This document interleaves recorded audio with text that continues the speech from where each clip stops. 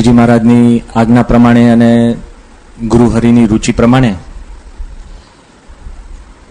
આપણે 3 દિવસ 5 દિવસ આપણે ભગવાનની ચરિત્રની પારાયણ આપણે ગોઠવતા હોઈએ છીએ. સામાન્ય રીતે શાસ્ત્રોમાં મહિમા કયો છે કે શ્રાવણ મહિનો એટલે શ્રવણ કરવાનો મહિનો. અને તમે ગ્રહસ્થ તો મને કહેશો જ કે સ્વામી અમે શ્રવણમાં એક્સપર્ટ તો થઈ ગયા છે, પણ ઘરમાં, કારણ કે ઘરમાં આપણે એટલું બધું સાંભળી લીધું હોય કે બારે પછી સાંભળવાનો અવસર રહેતો નથી. પણ જ્યારે ભગવાન અને સંતના મહિમાની વાતો હોય ને, તો એક ચિત્તે જેમ આપણે શરીર સ્થિર કરીએ તો યોગાસનનો આપણને લાભ પ્રાપ્ત થાય છે, એમ શરીર સ્થિર કરવાથી જ્યારે એટલો લાભ થાય છે એના કરતા અનંત ગણો લાભ ખાલી મન સ્થિર કરવાથી થાય છે. ઊંઘમાં બીજું કંઈ સુખ નથી, તોય તમે 8 કલાક કે 6 કલાકની સારી ઊંઘ પછી બારે જાગો ને તો કેટલી મજા આવે છે. ઊંઘમાં તમે કાંઈ ગ્લુકોઝ લેતા નથી કે દૂધનો કોઈ ગ્લાસ લેતા નથી કે કોઈ વિટામિનની ટેબ્લેટ લેતા નથી, પણ અજ્ઞાન અવસ્થાથી પણ મન સ્થિર થયું હોય છે ને તો યુ બીકમ ફ્રેશ.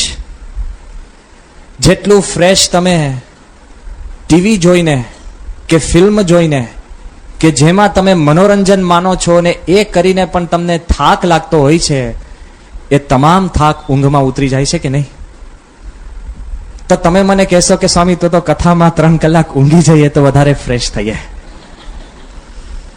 જો આ શરતી વાત હું નથી કરતો, પણ વી મસ્ટ થિંક કોન્શિયસલી કે જેમ અજ્ઞાન અવસ્થાથી તમારું મન સ્થિર થાય તેમ સભાન અવસ્થામાં જો સ્થિર થાય ને તો એને કોઈ ટોચો લાગતો નથી. આ સંસાર વ્યવહારના તમામ તમારા દુઃખ શમી જશે જો 2 ઘડી 1 ઘડી ભગવાનના ચરિત્ર કે સંતની વાતની અંદર મન સ્થિર થાય ને. There is energy, huge energy.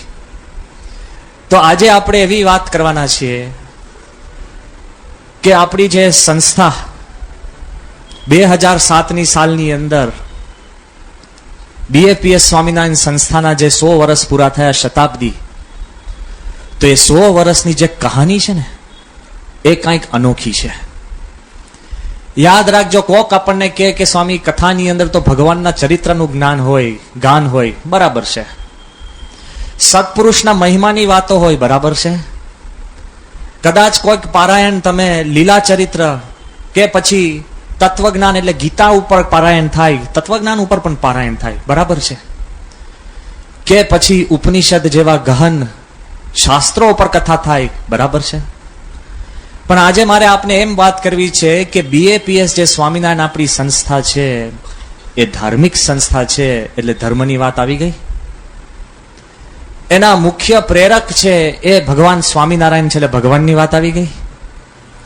એના વાહક છે એ ગુણાતીત સંત છે, પ્રમુખ સ્વામી મહારાજ, શાસ્ત્રી મહારાજ, યોગીજી મહારાજ, એટલે ગુણાતીત સંતના મહિમાની વાત આવી ગઈ.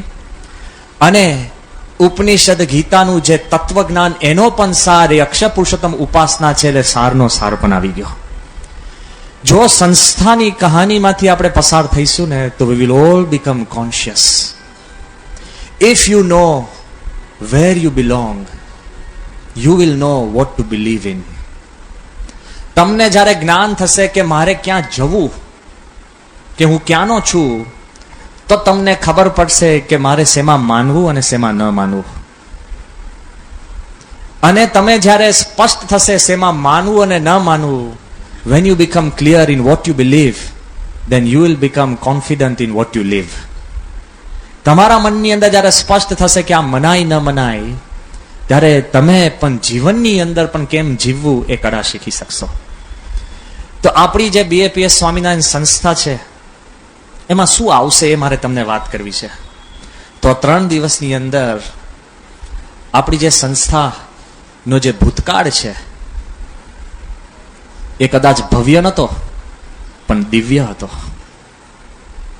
આપણી જે સંસ્થાનો જે વર્તમાન કાળ છે એ દિવ્ય અને ભવ્ય બેવ છે. અને ત્રીજે દિવસે તમે વિચાર કરજો કે આજથી 50 વર્ષ પછી 2057 ને 58 ની સાલમાં જે દુનિયા હશે, અને એમાં કદાચ આપણે હઈએ કે ન હોઈએ, આપણે પ્રાર્થના કરીએ શુભ દિવસે કે આપણે બધા હઈએ, બરાબર ને? ભગવાન અગર શુભ સંકલ્પ કરો તો ભગવાન પૂરો કરે. અમુક સંકલ્પ આપણે કરતા જ નથી, કારણ કે આપણે જ કન્વિન્સ થઈએ કે આ નહીં જ થાય. લે, શા માટે આપણે નિરાશ થવું? જે કાંઈ કહેવું હોય આ મૂર્તિ આગળ કહેજો અને ભગવાનને સંતના ખોડામાં મૂકજો, એટલે ભગવાન પૂરા કરે એની ઈચ્છા પ્રમાણે. તો યાદ રાખો કે ભૂતકાળ દિવ્ય, વર્તમાન કાળ દિવ્ય અને ભવ્ય, અને ભવિષ્ય કાળ કેવો છે? તો જેમ ગુણાતીતાનંદ સ્વામીએ કીધું કે પાંદડે પાંદડે સ્વામિનારાયણનું નામ રચાતું હશે ને રટન થતું હશે, તો ભવિષ્ય કાળ છે એ દિવ્ય, ભવ્ય અને સર્વવ્યાપ્ય. આ જો આપણા મનની અંદર જો દ્રઢતા હોય તો ખબર પડશે કેમ, why there is a reason for everything. કેમ? તો શાંતિથી સાંભળજો કે there is a reason for everything. દરેક વાતનું એક સ્પષ્ટ અને ચોક્કસ કારણ હોય છે, હોય છે ને હોય છે. હમણાં જ થોડાક સમય પહેલા મારે મિડલ ઇસ્ટ જવાનું થયું હતું, અને મિડલ ઇસ્ટની અંદર પણ આપણો સત્સંગ ખૂબ સારો ચાલે છે. દુબઈની અંદર લગભગ રોજ સાંજની સભાની અંદર 1500 થી 2000 હરિભક્તોની સભા થાય. દુબઈ. તમને જાણીને યાદ આનંદ થશે કે આપણે તો પારાયણ 3 દિવસની રાખીએ છીએ, પણ આબુધાબી, જ્યાં કોઈ એવા દેશકાળ સાનુકૂળ નથી અને સત્સંગ કરવું પણ એ પણ ચિંતાનો વિષય છે, ત્યાં આબુધાબીની અંદર શ્રાવણ માસ દરમિયાન 30 દિવસની એ લોકોએ પારાયણનું યોજના કરે છે. 30 days પારાયણ. ભલે હરિભક્તો હોય 30 થી 50 હરિભક્તો, પણ 30 દિવસ પારાયણ. ઉત્સાહ તો જુઓ. ક્યાં સુધી આપણી સંસ્થા ખૂણે ખાચરે, ખૂણામાં કોઈક હોય એને પ્રેરણા આપે, ત્યાં ભજન ભક્તિ થતી હોય, એ કંઈક એક શક્તિ ને તાકાત કંઈક જુદી છે. તો જ્યારે અમે બહરીન ગયા, ત્યારે બહરીનના બહુ જ મોટા એક મિનિસ્ટર, ડોક્ટરેટ પોતે હ્યુમન રિસોર્સિસમાં પ્રાપ્ત કરેલી, અને એમની સાથે ચર્ચાની અંદર પહેલી જ વખતે કોઈક સંત, હિન્દુ સંતને મળતા હતા, ખૂબ ખુલ્લા દિલે ચર્ચા ચાલતી હતી. એની અંદર એમણે એક પ્રશ્ન પૂછ્યો. એ પ્રશ્ન વિચારવા જેવો છે. પ્રશ્ન કયો પૂછ્યો? એ કે મને હિન્દુ ધર્મમાં રસ છે, ખબર છે, પોતે શિયા મુસલમાન. એટલે એકદમ મજબૂત, સમજાય ને? પણ ખૂબ પ્રેમથી અને શુદ્ધ ભાવનાથી પૂછતા હતા. એ કે મને એક વાત ખબર નથી પડતી કે તમારે ત્યાં સર્જન કોણ કરે છે? મેં કીધું ભગવાન. બ્રહ્મા બનાવે ને, સર્જન કરે. એ કે નાશ, વિસર્જન કોણ કરે છે? હુ ક્રિએટ્સ એન્ડ હુ ડિસ્ટ્રોયઝ? એટલે અમે કીધું કે શિવ. કારણ કે આપણે ત્યાં સ્પષ્ટ છે કે બ્રહ્મા સર્જન કરે, વિષ્ણુ પાલન કરે, અને શિવ ભગવાન છે એ પોતે વિસર્જન કરે, બરાબર ને? જ્યારે આ પ્રશ્ન એમને પૂછ્યો, આ પ્રશ્ન એક ટ્રેપ કરવા માટે જ પ્રશ્ન હતો કે પછી એમણે પ્રશ્ન પૂછ્યો કે જો એ કે આ કેવું વિચિત્ર કહેવાય કે ભગવાન તો સર્જન કરે, ભગવાન ડિસ્ટ્રોય કરે. નાશ, વિનાશ, વિસર્જન એ ભગવાનનું કાર્ય કહેવાય? માણસ મૂંઝાય કે નહીં? એટલે તે વખતે આપણે એમને વાત કરી. મેં કીધું સાહેબ, એ કે સ્વામી તમે શું માનો છો, ખરેખર ભગવાન વિસર્જન કરે? એવા ભગવાન હોય કે જે નાશ કરે? મેં કહ્યું હું માનું છું કે શિવ ભગવાન વિસર્જન કરે છે. તે કહેતો કેવું તંત્ર વિચિત્ર તમારું. એટલે ધીરે રહીને આપણે પ્રશ્ન પૂછ્યો, અને ભગવાનની પ્રેરણાનો પ્રશ્ન છે, કોઈ બુદ્ધિની દલીલ ન હોય. મેં કહ્યું સાહેબ, લોકો જન્મે છે, સર્જન થાય છે, વાત સાચી? એ કે સાચી. મેં કીધું ડિસ્ટ્રક્શન થાય છે, વિસર્જન થાય છે, વાત સાચી? એ કે એ સાચી. મેં કીધું તમારા ધર્મ પ્રમાણે વિસર્જન કરે છે કોણ? એ કે શેતાન, ડેવિલ. વિસર્જન કરવાનું કામ કોનું છે? કે શેતાનનું. મેં કહ્યું એમ? તો તમારા ભગવાન બહુ નબળા કરે કહેવાય, કે ભગવાન કંઈક બનાવે અને શેતાન એનું વિસર્જન કરી શકે, તો ભગવાન કરતા વધારે શક્તિશાળી શેતાન થયા. એ કે હા, એ હારું વિચારવું પડે એમ છે. મેં કીધું અમારે ત્યાં નક્કી છે કે જે સર્જન ભગવાન કરે એનું વિસર્જન ભગવાન સિવાય કોઈ કરી ન શકે. સર્જન પણ ભગવાન કરે, પાલન પણ ભગવાન કરે ને વિસર્જન પણ ભગવાન કરે. આ જે કાંઈ થાય છે, જે કાંઈ બને છે, તમને મને આખી દુનિયામાં, એ બધાનો કરતા હરતા ભગવાન છે. ભગવાન સિવાય કોઈ તાકાત નથી. આપણા કર્મ પ્રમાણે કે પ્રકૃતિ પ્રમાણે કાંઈક વસ્તુ ઓછું વધતું થાય, પણ ભગવાન જ કરનાર છે એ દ્રઢતા હોવી જોઈએ. આપણી સંસ્થાની જે સિક્રેટ છે ને, the secret of BAPS Swaminarayan સંસ્થા, તો મૂળ પાયામાં ભગવાનનો દિવ્ય સંકલ્પ અને એમની શક્તિ, એ સિવાય બીજું કાંઈ જ નથી. 100% ગોડ, પૂર્ણ પુરુષોત્તમ નારાયણ ભગવાન સ્વામિનારાયણ સિવાય બીજું કાંઈ નથી. એબ્સોલ્યુટલી. આ મનમાં ક્લેરિટી રાખજો. એનો ચમકાર ને ઝબકાર કંઈક જુદો છે. ક્યાં સુધી વાત કરું કે જ્યારે શાસ્ત્રી મહારાજે આપણી સંસ્થા સ્થાપી, યાદ કરજો, અને જ્યારે સંસ્થાનો ધીરે ધીરે વિકાસ થતો ગયો, બધા જ કહેતા હતા કે શાસ્ત્રી યજ્ઞ પુરુષદાસ શું કરશે? 5 સંતો અને આંગળીના ટેડવે ગણાય એટલા હરિભક્તો શું કરશે? હમણાં શમી જશે. વધતું ગયું, વધતું જ ગયું, વધતું જ ગયું, વધતું જ ગયું. વિરોધ વધે એમ વિકાસ વધે, વધતું જ જાય. ભગવાનની દિવ્ય શક્તિ હતી ને. યાદ રાખજો કે જ્યારે હરિપ્રસાદ ચોકસી, વડતાલના ટ્રસ્ટી, એક સમય બોમ્બેના પોતે એડવોકેટ જનરલ, કેટલા બુદ્ધિશાળી, અને વડતાલ સંસ્થાના પાવર ઓફ એટર્ની, જે સંસ્થામાંથી શાસ્ત્રી મહારાજ છૂટા પડ્યા હતા, એને સર્વે સર્વા કહીએ હરિપ્રસાદ ચોકસી.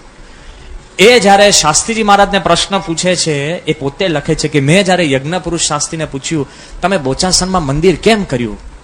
ત્યારે યજ્ઞ પુરુષ દાસે મને જવાબ આપ્યો કે ભગવાન સ્વામિનારાયણે બોચાસનના કાશીદાસ મોટાને કોલ આપ્યો હતો કે તમારે ત્યાં અમે મંદિર કરશું. એ કોલના કારણે, એમના સંકલ્પે અમે બોચાસનમાં મંદિર કર્યું છે. પણ મેં જ્યારે એમને પ્રશ્ન પૂછ્યો તો પછી સારંગપુરમાં કેમ કર્યું? ત્યારે નિધડકપણે મને યજ્ઞ પુરુષદાસજીએ જવાબ આપ્યો કે ત્યાં ગાડી ભગવાન સ્વામિનારાયણ રોજો ઘોડો ફેરવીને ત્યાં ખાત કર્યું હતું, અને સ્વામિનારાયણના સંકલ્પે અમે સારંગપુરમાં મંદિર કર્યું. અને હજુ હું પૂછું કે ભાઈ ગઢડામાં કેમ કર્યું? ત્યારે શાસ્ત્રી મહારાજે કીધું કે શ્રીજી મહારાજની વર્ષોથી ઈચ્છા હતી કે ટેકરા ઉપર મંદિર કરવું અને નીચે દરવાજો કરવો અને ઘેલામાં ઘાટ ઉતારવો. એ સંકલ્પે શાસ્ત્રી મહારાજે મહારાજના સંકલ્પે કર્યું. ત્યારે એ કહે છે કે યજ્ઞ પુરુષ દાસની એક એક ક્રિયા ભગવાન સ્વામિનારાયણના સંકલ્પ પ્રમાણે છે, એટલે આપણી સંસ્થાની અંદર સત અને સત્ય છે. Totally based on the wishes of God. Totally. કોઈ મનુષ્યનો સંકલ્પ કે મનુષ્યનો વિચાર કે તરંગ કે એની પોતાની કોઈ પણ નાની મોટી ભાવના, આપણે બિઝનેસ કરીએ ને તો આપણી કોઈક પ્રાપ્તિની ઈચ્છા એ કરતા હોય છે. આપણે કોઈ પણ નાનું કોઈ પણ આયોજન આદરીએ ને, તેની પાછળ આપણો અંગત સ્વાર્થ હોય છે. ભલે બીજી બધી મોટી NGO પોતે કહે કે સેવા કરે છે, પણ એની અંગત છેલ્લે પ્રસિદ્ધિનો પણ સ્વાર્થ હોય છે. શાસ્ત્રીજી મહારાજે ખૂણે ખાચરે સારંગપુરમાં તો હજુ તમારે જઈને દુકાન શોધવી પડે 100 વર્ષ પછી, પણ ત્યાં જઈને મંદિર કર્યું. એનું કારણ શું હોય છે કે ભગવાન સ્વામિનારાયણના સંકલ્પ સિવાય કાંઈ નહીં. ના કે બીજે કરે, જો સંકલ્પ પર ચાલે છે એ તો હજુ વસ્તુ બરાબર. પણ 100 વર્ષ પછી જ્યારે પ્રમુખ સ્વામી મહારાજે દિલ્હીમાં અક્ષરધામ કર્યું, અને અક્ષરધામની રચના પછી જે કોઈ અક્ષરધામ જોવા આવે ને, એટલે સમાધિ, જે કોઈ નાનો મોટો બહારનો ઘરનો પોતે પણ કોઈ ઐશ્વર્યવાન હોય, કોઈ પણ હોય, અક્ષરધામમાં પ્રવેશ કરીની ભૂમિકા કંઈક જુદી. જે કોઈ આવે એની અંદર એવી ભાવના થાય. જ્યારે સત્યમિતાનંદ સ્વામી, બહુ જ મોટા સંત, હિન્દુ ધર્મના હિમાયતી, બહુ જ સારા વક્તા, બહુ જ પ્રેમાળ, એમને જ્યારે દિલ્હીનું અક્ષરધામ જોયું ને, અને જોયા પછી એમણે એક વાત કરી, એ કે મને ખબર નથી પડતી કે હું વૈકુંઠમાં છું, ગોલકમાં છું, સ્વર્ગમાં છું, 100% પૃથ્વી પર નથી. ભાઈ તમે કહો, હું કહે તો બરાબર છે. મોટા સંત જે પોતે આધ્યાત્મિક છે, અને અતિ આનંદ અને પ્રેમથી અને ખુલ્લા દિલે એમને એક વાક્ય કીધું કે આ રચના જોયા પછી મને એમ થાય છે કે જો બ્રહ્માજીને ભગવાન એવું કહે કે તમારે એક જ વસ્તુની રચના કરવાની છે, પછી રચના નથી કરવાની, તો મને લાગે છે કે બ્રહ્માજી એક પ્રમુખ સ્વામીની રચના કરે અને પછી આરામથી સૂઈ જાય કે પ્રમુખ સ્વામી આખી બ્રહ્માંડની રચના કરી શકે એમ છે. વિચાર તો કરો. જે કોઈ અક્ષરધામ જોવે છે એના મનની અંદર આવી ભાવના ઊભી થાય છે, જે કોઈ.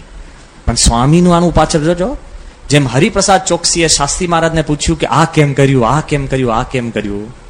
જ્યારે મોટા મોટા સંતો મહાત્માઓએ જ્યારે સ્વામીને આવીને પ્રશ્ન પૂછે છે જ્યારે જીતાત્માનંદ સ્વામી રામકૃષ્ણ મિશનના બહુ જ મોટા અગ્રગણ્ય સંત, વિદ્વાન છે, વૈજ્ઞાનિક છે, સારામાં સારા બુદ્ધિશાળી ઉચ્ચ કક્ષાના વક્તા, જ્યારે એમને દિલ્હીનું અક્ષરધામ જોયું ને, વિવેકાનંદ સ્વામીના પદ શિષ્ય, દિલ્હીનું અક્ષરધામ જોયું અને હજુ જ્યારે સ્ટેજ ઉપર ચડ્યા અને બાપાને જેવા મળ્યા અને સ્વામીને પગે લાગીને સ્વામીનો હાથ પકડીને, અમે ત્યાં હાજર હતા એટલે હું કહું છું, સ્વામીને શું કહ્યું ખબર છે?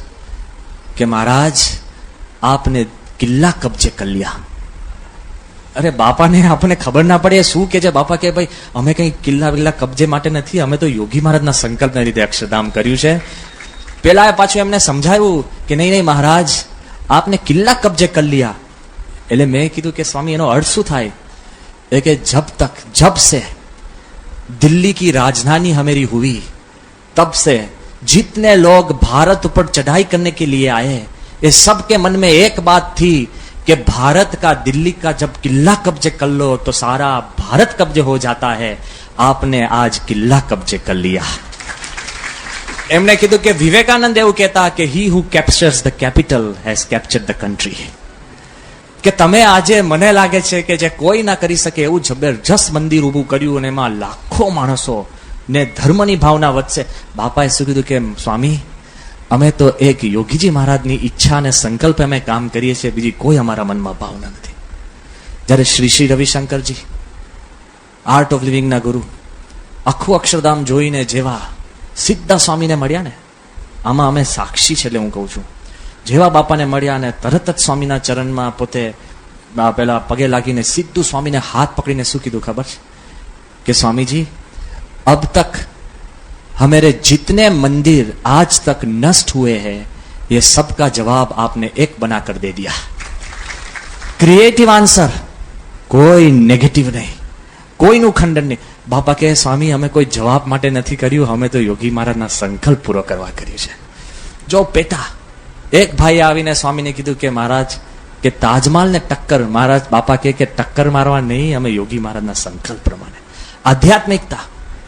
જો શાસ્ત્રી મહારાજે એક એક કાર્ય શ્રીજી મહારાજના સંકલ્પ પ્રમાણે, એમ પ્રમુખ સ્વામીએ એક એક કાર્ય શાસ્ત્રી મહારાજને યોગીજી મહારાજના સંકલ્પ પ્રમાણે, આપણી સંસ્થાના પાયામાં આ દિવ્ય સંકલ્પ એ શક્તિ છે, એને કરીને બધું ચાલે છે.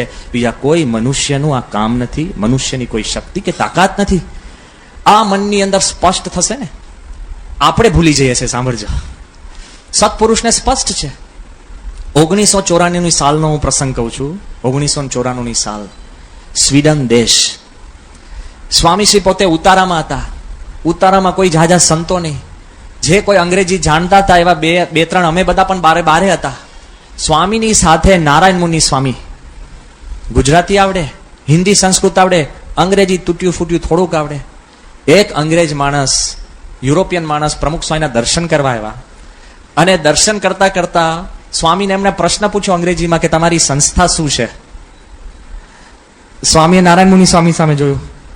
નારાયણ મુનિ સ્વામીએ થયું તો હશે કે હવે સારંગપુરમાં અંગ્રેજીનો કોર્સ કરવો જોઈએ. જે કોઈ કારણ હોય, નારાયણ મુનિ સ્વામીએ એમની તૂટી ફૂટી અંગ્રેજીની અંદર પેલાને સમજાવવા લાગ્યા કે ભાઈ સંસ્થા સામાજિક કામ કરે છે, સ્કૂલ કરે છે, હોસ્પિટલ કરે છે, આ કરે છે ને તે કરે છે ને બ્લડ કેમ્પ કરે છે, આનું ધ્યાન રાખે છે, બાળકોનું ને યુવાનોનું ને ભૂકંપમાં મદદ કરે છે, આમાં મદદ કરે છે ને પૂરમાં મદદ કરે છે ને અન્ન ક્ષેત્ર કરે છે ને આ અંતે. હજુ હું લાંબુ લિસ્ટ કરું તો કલાક જતો રે, પણ એમને ટૂંકની અંદર બધી વાત કરતા છે. નારાયણ મુનિ સ્વામી અંગ્રેજીમાં બોલે ને સ્વામીએ એમને ખભા પર હાથ મૂકીને રોક્યા. સ્વામી કે મૂળ મુદ્દો કહો. નારાયણ મુનિ સ્વામી કે સ્વામી અંગ્રેજી તો જાણતા નથી, મારું એકદમ અંગ્રેજીમાં પાછું એવું એકદમ કઈ એલિયન અંગ્રેજી, અને પેલો હું સમજે તે તો બરાબર છે પણ સ્વામી શું સમજે એમાં? સ્વામીએ ખભે હાથ મૂકીને સ્વામી કે એક મુદ્દો કહો. શું? સ્વામી કે એમને કહો કે આપણે આધ્યાત્મિક છે. સમજાય છે? ખૂણાની અંદર કોઈ સભા નથી, 5 માણસો નથી, કોઈ એવો અંગ્રેજ એવો માણસ નથી કે જેનું તમારે તાત્કાલ કલ્યાણ કરવું પડે એવો માણસ નથી. અને એ ખૂણાની અંદર અડધું પડધું અંગ્રેજીનીમાં પણ જો સંસ્થાની સમજ આવે છે અને એકલી સામાજિક, સાંસ્કૃતિક, શૈક્ષણિક વાતો થાય છે ને સ્વામી કહે છે મૂળ મુદ્દો કહો કે આપણે આધ્યાત્મિક છે. સંતને ખબર છે કે જે કંઈ આપણું તંત્ર છે ઇટ ઇઝ સ્પિરિચ્યુઅલ. આપણે વચમાં ખોવાઈ જઈએ છીએ. કેમ? આપણી આશાઓને કારણે. સ્વામી આપણી સ્કૂલમાં ગયો મને એડમિશન ના મળ્યું, ભલે ના મળ્યું, તને ધર્મમાં કઈ પ્રશ્ન છે? ના ના હવે ધર્મ મૂકી દેવો છો, વાંધો તારો છે. That is secondary. તમે સમયામાં આવો અને કદાચ તમે જમવા જાઓ અને એકલો ભાત જ મળે ને દાળ ન મળે, એવું તો રાહુલ સ્વામીના રાજમાં થાય નહીં. હોય એનાથી બમણું મળે.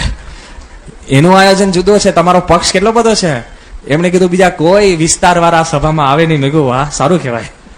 પણ વિચાર કરજો કે આપણા મનની અંદર એવું બધું થવા માંડે કે આયોજન, આ એક બધું જ આયોજન સેકન્ડરી છે. તમને આધ્યાત્મિક સુખ આવે છે? તમે સવારના પોરમાં પ્રમુખ સ્વામી મહારાજના દર્શન કરો અને અંતરમાં શાંતિ થાય છે? તમે શ્રીજી મહારાજનું ચરિત્ર સાંભળો અને અંતરની અંદર સુખ આવે છે? તમે મહારાજની મૂર્તિ આગળ ઉભા રહો અને તમને એમાં એવા કઈ કિરણો થાય છે કે આમાં ભગવાન છે? તો you are on the right track. બીજી બધી વાત ઝંઝટમાંથી મૂકીને સ્વામીએ ફોકસ આપ્યું છે કે ધ સંસ્થા ઇઝ પ્રાઇમરીલી સ્પિરિચ્યુઅલ. દિવ્ય, એ દિવ્ય શક્તિના કારણે, એ દિવ્ય સંકલ્પના કારણે આપણું સંસ્થા આગળ વધતી જાય છે. હવે તમે મને એક સામાન્ય પ્રશ્ન પૂછશો કે સ્વામી, બરાબર છે આપણી સંસ્થાની વાત આપણે કરીએ છીએ અને બધી જ વાત બરાબર છે, એમાં અમને કોઈ પ્રશ્ન નથી. પણ આપણી આ સંસ્થાનો જ્યારે ઇતિહાસની વાત શરૂ કરીએ ને, એટલે ઇતિહાસ માણસને છે ને બોરિંગ લાગે. જોજો, તમને કોઈ પણ છોકરાને પૂછે ને કે તમારો ફેવરેટ સબ્જેક્ટ કયો, તો શું કે ખબર છે? કે અંગ્રેજી કે કાંઈ ગણિત કે કાંઈ સાયન્સ કે. હજુ સુધી એક છોકરો મને નથી મળ્યો જેને એવું કીધું ઇતિહાસ. કેમ? કે આપણે એમ માનીએ છીએ કે ઇતિહાસને આપણને શું લેવા દેવા? હા, 12મી સદીની અંદર યુદ્ધ થયું એને મારે શું લેવા દેવા? અત્યારે મારા ઘરની અંદર મચ્છરનો ત્રાસ ઓછો થાય છે એ અગત્યનું કે 12મી સદીનું યુદ્ધ? ડિસ્ટન્ટ. સમજાય છે? માણસને એમ છે કે ઇતિહાસ has no power on the present.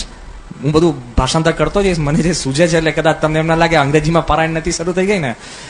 પણ આપણા મનમાં સતત એવો એક ભય રહ્યા કરે. શું ખબર છે? કે ભૂતકાળ ને વર્તમાનને કઈ લેવા દેવા નથી. બરાબર ને? કારણ કે 12મી સદીમાં યુદ્ધ થયું એને ને અત્યારે મને જે મચ્છરનો ઉપદ્રવ છે એ યુદ્ધમાં કઈ લેવા દેવા નથી.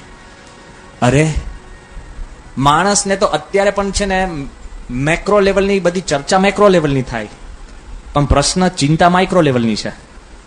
જોજો, તમે જેટલી જગ્યાએ ફરશો ને તો બધી જ ચર્ચા કરશો તમે.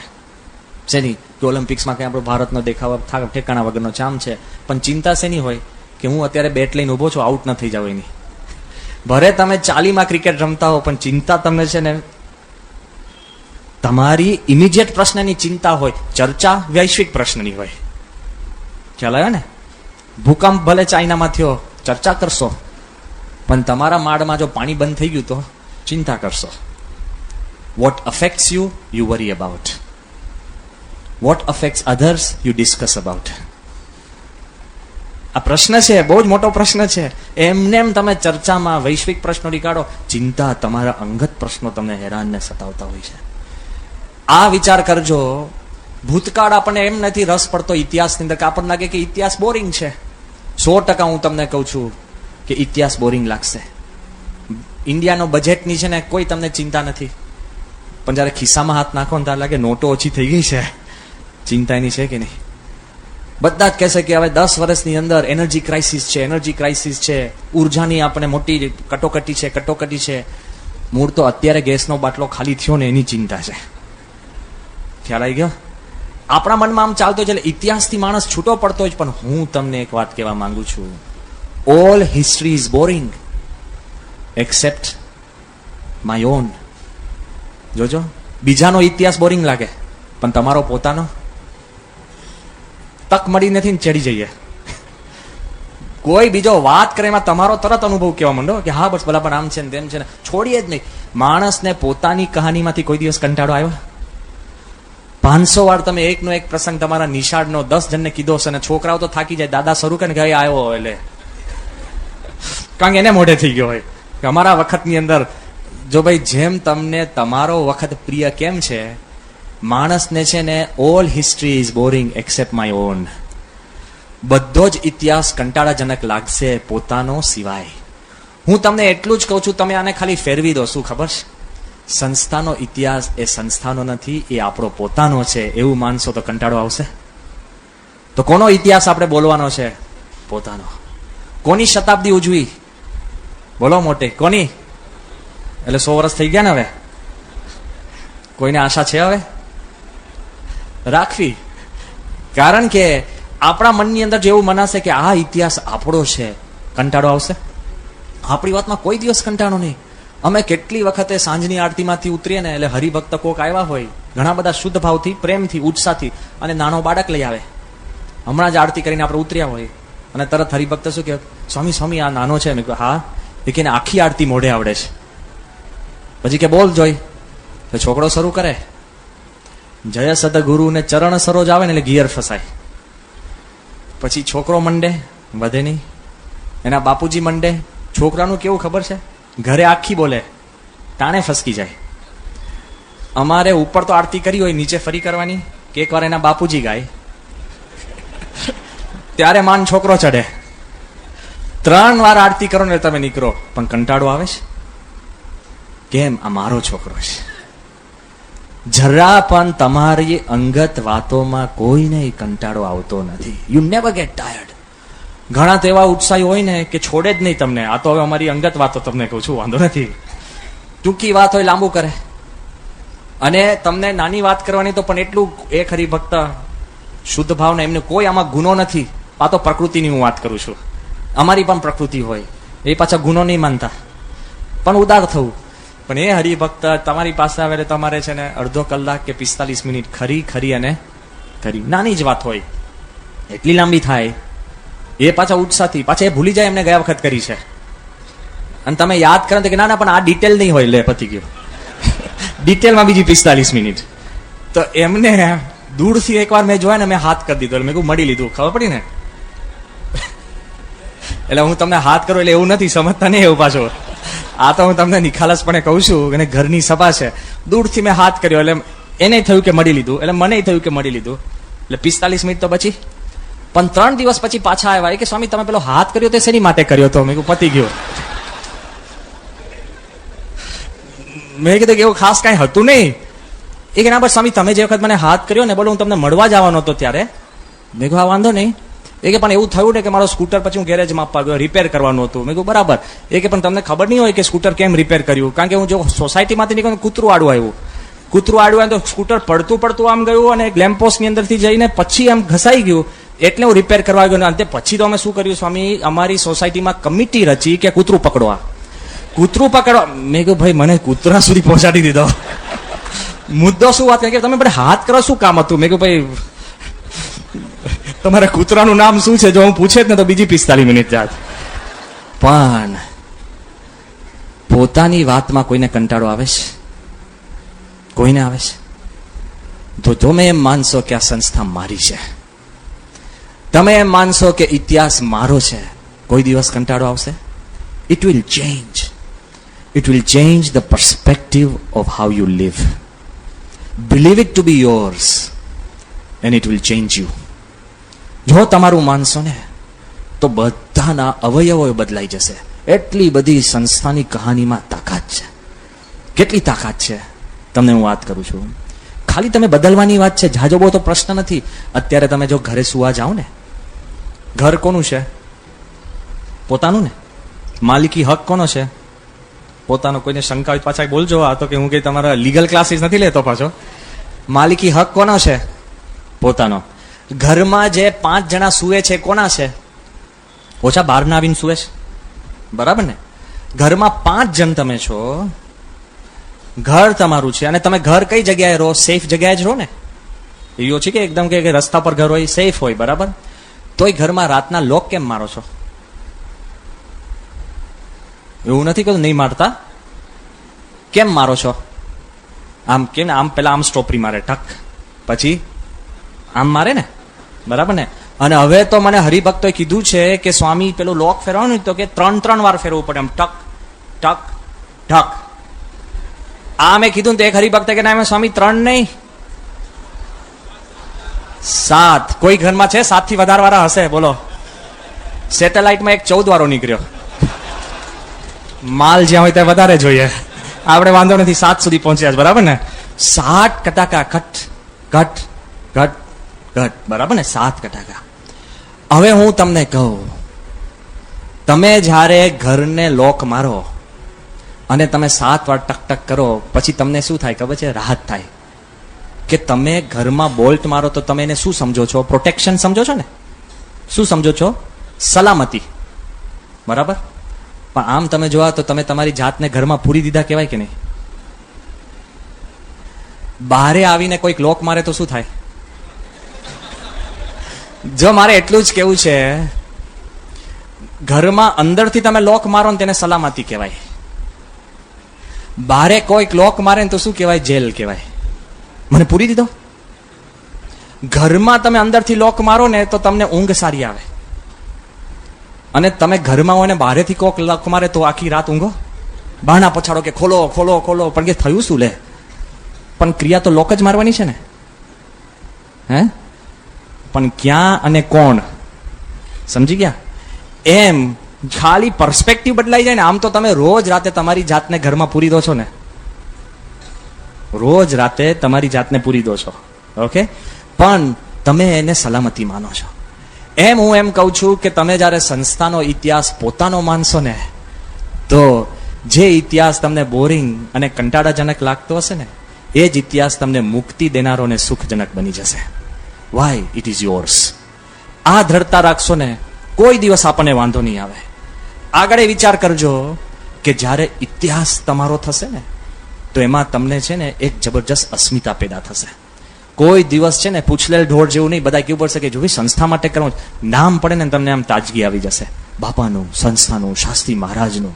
આપણી યોગીજી મહારાજ બીમારીમાં કે જો હું સારો થઉં તો બીજા 10 ગામડા ફરી વળું. સ્વામીની તો જુઓ, અત્યારે 87 વર્ષની ઉંમર, દર મહિને કાંઈક ને કાંઈક બીમારી આવે. સ્વામીની આટલી બધી વાત થઈ ગઈ, કેટલી બધી બીમારી, તોય ઉત્સાહમાં આવી છે. આખું પર્સપેક્ટિવ જુઓ. જેને અસ્મિતા છે, મમત્વ છે, જેને મારું મનાય છે ને, એને કોઈ ઉત્સાહનું છે ને કોઈ ઉત્સાહનો ઓટ આવતો નથી. હમણાં જ હું એક પ્રસંગ કહું, અદ્ભુત પ્રસંગ છે બાપાનો. તમારી ને મારી, આપણી બધાની માનસિક સ્થિતિ બદલાઈ જાય. સ્વામી સારંગપુરમાં હતા. નારાયણ મુનિ સ્વામી ને જ્ઞાનેશ્વર સ્વામી જોડે કંઈક વાતચીત કરવા આવ્યા, અને હું પણ ભેગો બેઠો હતો. અને વાતચીતની અંદર એવી વાત નીકળી, આ એકદમ તાજો પ્રસંગ છે બાપાનો. એવી વાત નીકળી કે બાપા, કે બસ હવે તમે સારંગપુર છો તો બધાની ઈચ્છા છે કે સ્વામી તમે સારંગપુર જ રહો, વિચરણ ન કરો. એ મૂળ ભાવના હતી. અને બાપા એકદમ હસવા લાગ્યા. સ્વામી કે કેમ? એ કે બાપા જો આપને પણ પ્રિય સ્થાન, સંતો અહીંયા બધા આવી શકે, મોકળું મળી શકો, ફરી શકો શાંતિથી, અને જેને કામ હોય એ બધા આવી જાય છે, કોઈને પ્રશ્ન નથી. હવે ધીરે રહીને છે ને મારી એક ભૂલ થઈ. મેં સ્વામીને એમ કીધું, મેં કીધું બાપા જ્યાં આપ બેસો ને એ આપણો દરબાર. અને મેં દ્રષ્ટાંત એક આપ્યું કે બાપા હું તમને ખાસ વાત કરું કે તમે જો સારંગપુર હોય તે આપણું કેન્દ્ર. અત્યારે ભલે અમદાવાદ હેડ ઓફિસ કહેવાય, પણ તમે જ્યાં હોય કેન્દ્ર. મેં કહ્યું એક બહુ જૂની પુસ્તક વાંચી હતી, ફ્રીડમ એટ મિડનાઇટ. પુસ્તક લખી છે ડોમિનિક લાપિયર, ફ્રેન્ચ માણસે. જ્યારે ભારતને આઝાદી મળતી હતી, આજે 15મી ઓગસ્ટ છે એટલે આ પ્રસંગ યાદ કરીએ છીએ, કે આઝાદી મળતી હતી, એના ઘડીઓ ગણાતી હતી, એનું આખું વર્ણન આને બહુ અદ્ભુત રીતે નોંધ્યું છે આ ડોમિનિક લાપિયરે ફ્રીડમ એટ મિડનાઇટ પુસ્તકની અંદર. એ પુસ્તક બાપા કેવી રીતના શરૂ થાય છે, આ બધું હું સ્વામીને સમજાવતો હતો. મેં કહ્યું સ્વામી, એ પુસ્તકની શરૂઆત એમ થાય છે કે today the capital of India had move 200 kilometres. કે આજે ભારતની રાજધાની 200 કિલોમીટર ખસી.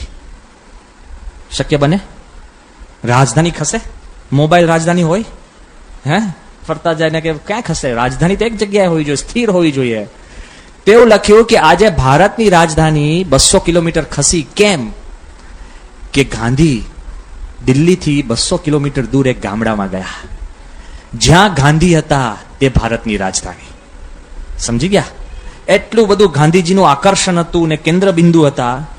આ દ્રષ્ટાંત ટાંકીને મેં બાપાને એવું કીધું કે બાપા જ્યાં આપ ફરો અને બિરાજો એ આપણી સંસ્થાની રાજધાની. હવે હું જે બોલ્યો ને એ મારી ભૂલ.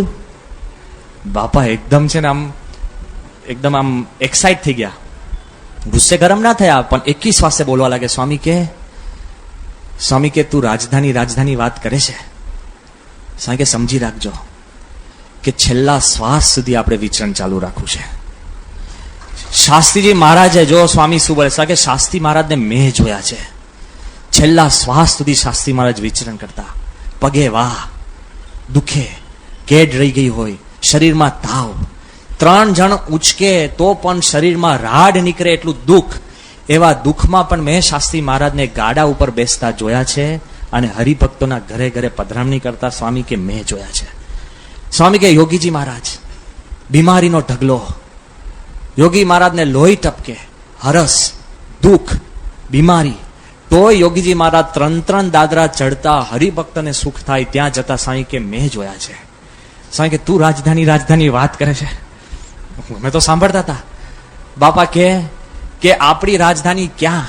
એક હરિભક્તનું ઘર એ આપણી રાજધાની. Look at the perspective. નાના હરિભક્ત ગામડા ઘરે ઘરે કે સ્વામી એ આપણી રાજધાની. કે સંત તો ફિરતા પેલા ભલા. સ્વામી કે દરેક સંત વિચરણ કરે, બધાની ઘરે જાય, મળે, હરિભક્તોને રે, એને પૂછે. સ્વામી કે હરિભક્ત આપણને 1-2 વાક્ય કહી જાય તો સ્વામી કે આપણને દુઃખ શાનું? ઘરબાર છોડીને નીકળ્યા છે, બધું મૂકી દીધું તો દુઃખ શાનું? સ્વામી કે હરિભક્ત આપણા માવતર છે. કેટલું બધું સ્વામી બોલવા લાગે 21 શ્વાસે. ખાલી સ્વામીને આપણે એટલું જ કીધું કે બાપા એક ઘરે તમે સ્થિર થાઓ. સ્વામી કે આ લાખો ઘર અમારા છે, એ આપણી રાજધાની. જો સત્પુરુષ છે એ અખંડ ફરે છે, એના મનની અંદર એક દ્રઢતા છે કે એમના મનમાં મમત્વ છે કે આ સંસ્થા, આ હરિભક્તો, આ ઘર આપણા છે. એ પાયા ઉપર, આધ્યાત્મિકતા ઉપર આપણી સંસ્થા એ સ્થપાયેલી છે. જો તમને અસ્મિતા થાય ને તો 90 વર્ષે ને 100 વર્ષે પણ તમને એમ થાય કે હું સંસ્થા માટે કંઈક કરી છૂટું. આજ્ઞાની રાહ જોવાની હોય, કોઈએ ફોન કરવાનો હોય કે આજે ઉત્સવ છે, સભા છે, મનની અંદર તાલાવેલી થાય બીકોઝ ધ સંસ્થા ઇઝ આવર્સ, એવી દ્રઢતા હોવી જોઈએ. જ્યારે દિલ્હી અક્ષરધામ થયું ત્યારે ડોક્ટર કલામે, જ્યારે અમે સંતો આખા અક્ષરધામનો પ્લાન લઈને બધા ગયા અને 2-3 વાર મળવાનું થયું ને જ્યારે રાષ્ટ્રપતિ ભવનની અંદર ઈશ્વર સ્વામી, વિવેકસાગર સ્વામી, સદગુરુ સંતોને બધા ભેગા થઈને બધા મળતા હતા. અને તે વખતે જ્યારે આ બધું ચાલતું હતું અને તે વખતે કલામ સાહેબે એક પ્રશ્ન પૂછ્યો, બહુ ઇન્ટરેસ્ટિંગ. એ કે કોઈક વ્યક્તિ અક્ષરધામમાં આવે અને બહારે નીકળે તો એક એવી વસ્તુ કઈ લઈને જશે દિલ્હી અક્ષરધામમાંથી? એટલે અમે બધા રચના કરનારા જ ત્યાં હતા, બધા મૂંઝાયા. હવે એમાં તેવું તો કહી શકાય એમ નથી કે યોગી બાપાનો સંકલ્પ, અને આપણે જે બોલીએ એ તો શીખેલું બોલીએ, જીવમાં હોવું જોઈએ ને. બાપા બોલે એ જીવનું બોલે. અને આપણે ઠાકોરજીને થાળ ધરાયો, કેમ? ભૂખ આપણને લાગી હોય. સ્વામીને એમ હોય કે ઠાકોરજી ભૂખ્યા છે, અને આપણે શું કે ઠાકોરજીને થાળ ધરાયો, બધા લાગે ભક્તિ બહુ છે, સારો લાવો તો ધરાઈ દીધો તો લાવી દો. કારણ કે આપણે નેક્સ્ટ પ્રશ્ન છે ને, ભૂખ આપણને લાગી છે એટલે ઠાકોરજી નિમિત્ત બને છે. સમજી ગયા ને? સ્વામીને પોતાને કોઈ દિવસ નહીં ઠાકોરજીને થાળ ધરાવે, લેસ માત્ર.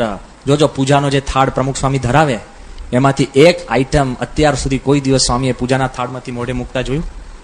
અને આપણે બધા જ પમ ચાવતા જોઈએ.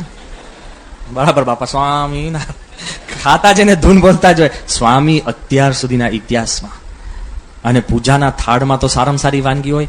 હજુ સુધી કોઈ સેવકને નથી કીધું કે આ અહીંયા મોકલજો આપણા થાળમાં. આપણે તો જે થાળમાં આવ્યો હોય ને પછી શોધીએ કે આવ્યું નહીં, ક્યાં પેલું. આપણે મૂળ થાળ એમ ધરાવીએ કે કોઈ આઈટમ રહી ના જાય. સમજી ગયા? બધી હોય કેમ કે પછી આપણને રહી જાય. પણ સ્વામીનું આખું તંત્ર આખું જુદું છે, ભક્તિ આખી જુદી છે. એટલે તે વખતે જયારે કલામ સાહેબે પ્રશ્ન પૂછ્યો કે which is one thing that people should take back, અમે મૂંઝાયા. ત્યારે પ્રેસિડેન્ટ સાહેબ શું બોલ્યા ખબર છે? એ કે મને એમ લાગે છે કે માણસ જયારે અક્ષરધામ જોવા આવશે ને અને જયારે ગેટમાંથી બહાર નીકળશે ને તો શું થશે ખબર છે?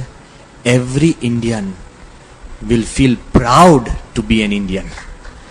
કે દરેક ભારતીયના મનમાં એક ગૌરવ થશે કે હું ભારતીય છું.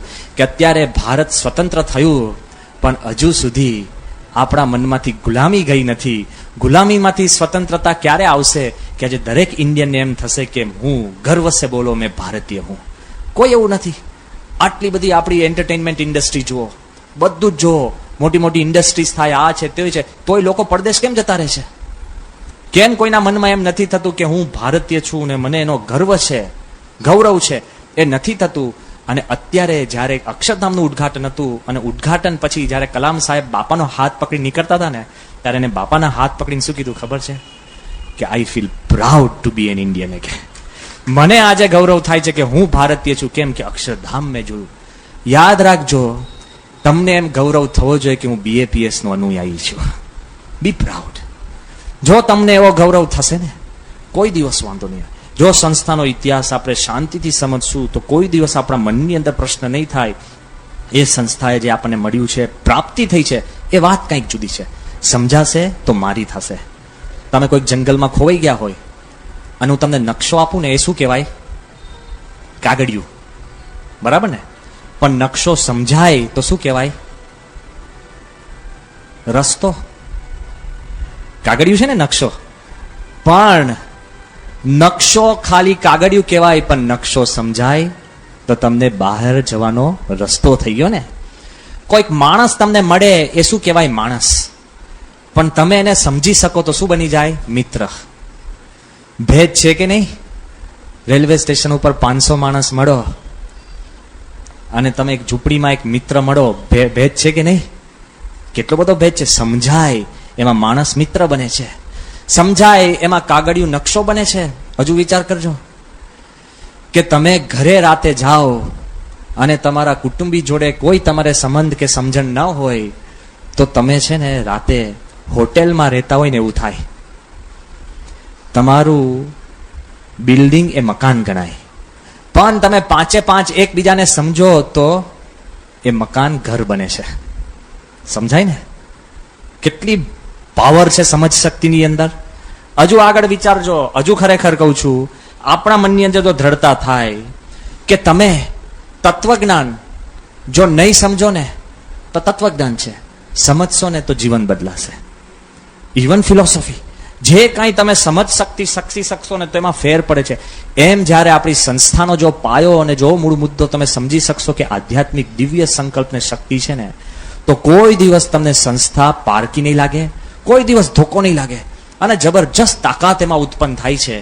તો ચાલો આપણે વિચાર કરીએ કે જે સંસ્થાને આપણે જે સમજવી છે એનો મૂળ ભૂતકાળ એ કદાચ ભવ્ય નહીં હોય પણ દિવ્ય હતો. જો દિવ્ય હોય તો જ આપણી આ સંસ્થાની આ જે શક્તિ છે તમે એમાંથી કંઈક પ્રાપ્તિ કરી શકો એમ છો. વિચાર કરજો, 1907ની સાલ અને એ જે એરા હતો ને એમાં કોઈ ભવ્યતા નહીં. યોગીજી મહારાજ ને પ્રમુખ સ્વામી મહારાજ એક વાક્યમાં સાર આપે છે. આપણી સંસ્થાના જો મૂળભૂત તમે રૂટ્સ તપાસજો, સાર શું આપે છે કે તે વખતે જો સંસ્થાનું વર્ણન કરવું હોય ને તો કેવી રીતના થાય ખબર છે? નોતા માણા, નોતા પાણા, નોતા દાણા અને નોતા નાણા. આમ 3 બોલે છે પણ ચોથું લઈ લેવા જેવું છે. નોતા માણા, નોતા પાણા, નોતા નાણા, નોતા દાણા. કેવી પરિસ્થિતિ તો બધાને ખબર છે. સાહજિક આપણે વાત કરીએ, બરાબર છે. ઘાસતેલના ડબ્બાની અંદર ખીચડી રાંધીને ખાતા. ઘરે જઈને એકવાર ટ્રાય તો કરો, જૂનો ઘાસતેલનો ડબ્બો હોય, ખીચડી રાંધો, 3 કલાકે પાર ના આવે અને એમાં ઘાસતેલની વાસ જાય, ઘીની જરૂર ના પડે. સમજાય છે? ઉતરે ખીચડી. વાત કરવી બહુ સારી છે. અરે સંસ્થાના ઇતિહાસની અંદર આપણે એ પણ વાત કરવી પડે કે જ્યાં જ્યાં જાય ત્યાં પ્રશ્ન, વિરોધ, કોઈ તકલીફનો પાર નહીં, કોઈ સુવિધા નહીં, તકલીફનો પાર નહીં. પણ એ અત્યારે આપણે 50 પંખા નીચે બેસીને આપણે સમજી નહીં શકીએ. જ્યારે આપણે બૂટ ગોઠવવાની પણ વ્યવસ્થા હોય, ગાડીનું પણ પાર્કિંગ હોય, બધી જ વ્યવસ્થા હોય, તે વખતે બપોરના શું જમવું એનો પ્રશ્ન હોય, તે વખતે ભક્તિ રહેવી ને બહુ અઘરી વાત છે. હા, તો આપણે જરાક બોનસ ઘટી જાય ને તોય મહારાજને મૂકી દે કે આજે હવે છે ને થાળ નહીં થાય. કેમ? પૈસા ઘટી ગયા લે. અરે ભાઈ તું કર તો એમાંથી ઈલાજ આવશે. એવી રીતના ભગવાન જોડે ત્રાગુ ના થાય. પણ તે વખતના વચનની અંદર હું વાત કરું છું કે પહેલો આપણે જોઈએ તો પ્રશ્ન કેવો હતો કે નોતા પાણા. પાણા એટલે શું? રિસોર્સિસ. કોઈ પ્રકારના રિસોર્સિસ નહીં, કોઈ સુવિધા નહીં. તકલીફ કેવી એટલે કે એકવાર નિર્ગુણ સ્વામી, જે શાસ્ત્રી મહારાજના જમણા હાથ કહેવાય, બરાબર ને, સદગુરુ સંત, આપણે અત્યારે કોઈ મહંત સ્વામી કે ડોક્ટર સ્વામી આપણે કહીએ, એકવાર નિર્ગુણ સ્વામી કઈ સાલમાં પત્ર લખે છે તો 9/9/1946ની સાલ નિર્ગુણ સ્વામી એક પત્ર કોને લખે છે? હર્ષદભાઈ દવેને, મુંબઈ. પત્ર કેવો લખે છે સમજો. જે નિર્ગુણ સ્વામીએ હજારો પત્રો લખ્યા છે, જેના પત્ર અને કલમ ઉપર આફ્રિકા સુધી સત્સંગ પહોંચ્યો છે. જે નિર્ગુણ સ્વામીના અમુક પત્રો કઈ સાઈઝના ખબર છે? 70 પાનાના, 100 પાનાના, નોવેલ જેટલા. આપણે લાગે એટલો પત્ર? આખું વચનામૃત લખે, જ્ઞાન લખે અને પત્ર ક્રમશઃ સત્સંગ સભાઓમાં વંચાય એવા નિર્ગુણ સ્વામી. એ નિર્ગુણ સ્વામી 1946 એટલે સંસ્થા સ્થપાયા પછી 40 વર્ષ પછી હું કહું છું, લગભગ 40 વર્ષ. ઓકે, ત્યારે તો આપણું કંઈક ઠીકઠાક થયું હોય ને, ત્યારે નિર્ગુણ સ્વામી શું પત્ર લખે છે હર્ષદભાઈ દવેને, કે મને ઘણો સંકોચ થાય છે તમને પત્ર લખતા. હવે જે નિર્ગુણ સ્વામીને હજારો પત્ર લખતા સંકોચ ના થયો હોય, એને હર્ષદભાઈ દવેને પત્ર લખતા સંકોચ થાય? શું લખે છે કે અત્યાર સુધી મેં મારી માટે કોઈ દી કાંઈ માંગ્યું નથી, એટલે મારી માટે માંગવાની વાત આવે છે એટલે મને સંકોચ થાય છે. આપણે તો પોતાનું ના હોય તો પત્ર લખીએ. આપણી ભલામણ ચિઠ્ઠીઓ ને ચિઠ્ઠીઓ કોની હોય? પોતાની જ હોય ને. બીજાની ચિઠ્ઠીઓ લઈને ફરીએ? બીજાને કે હું પોસ્ટમેન છું?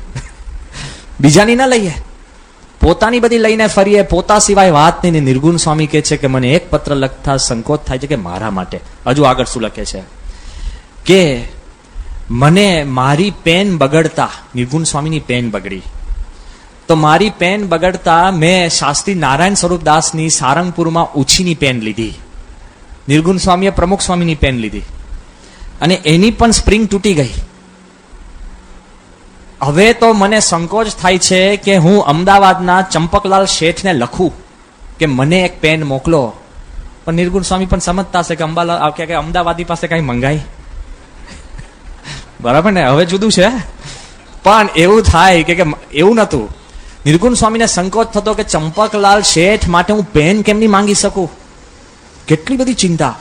આગળ શું લખે છે કે આ સાથે હું તમને પેન મોકલું છું તો એની સ્પ્રિંગ તૂટી ગઈ છે, તો મુંબઈમાં કોઈક મળે તો પેન રિપેર કરીને મને પાછી મોકલજો. મોટી ગાડી મોકલતા હોય ને એવી રીતે તો પેન રિપેરિંગની વાત ચાલતી. અને છેલ્લે લખે છે કે અત્યારે સારંગપુરમાં તો પરિસ્થિતિ કેવી છે કે નથી ખડિયો, નથી સાઈ કે નથી કલમ. નિર્ગુણ સ્વામી માટે પેન, ખડિયો કે કલમ ન હોય તો પછી શું આશા રાખવી? વિચાર તો કરો. આપણે તો કોઈ સત્સંગ કરવાનું કહે ને તો કે ભાઈ જો ભાઈ બધી વ્યવસ્થા છે તો કરશું. અવ્યવસ્થા, અસુવિધાની અંદર જે સત્સંગ કરે છે, કોઈ કાળે એના મનની અંદર સત્સંગ માટે સંકોચ નહીં. કેમ? દિવ્ય સંકલ્પે બધું ચાલતું તું. યાદ રાખજો, કોઈ કરી શકે આવી પરિસ્થિતિની અંદર? આપણે તો પત્ર લખવાનું બંધ કરી દે કે પેન આવે પછી કરશું, બરાબર ને? પેન આવે પછી કરશું. શા માટે? અને જેને કરાવો એ પેન આપે. એમાં સગવડિયો સત્સંગ થાય. જો તમને ચાણક હોય, અસ્મિતા હોય, મમત્વ હોય ને, મારું છે એમ મનાય તો તમે શોધીને પણ ઉભો કરી શકો, એ તાકાત છે. યાદ રાખજો કે શું પરિસ્થિતિ હતી કે નહોતા પાણા અને નહોતા દાણા. યોગીજી મહારાજ પ્રસંગ લખે છે કે સંસ્થા સ્થપાયા પછી 30 વર્ષ પછીનો પ્રસંગ છે. આપણે 30 વર્ષ ટકીએ?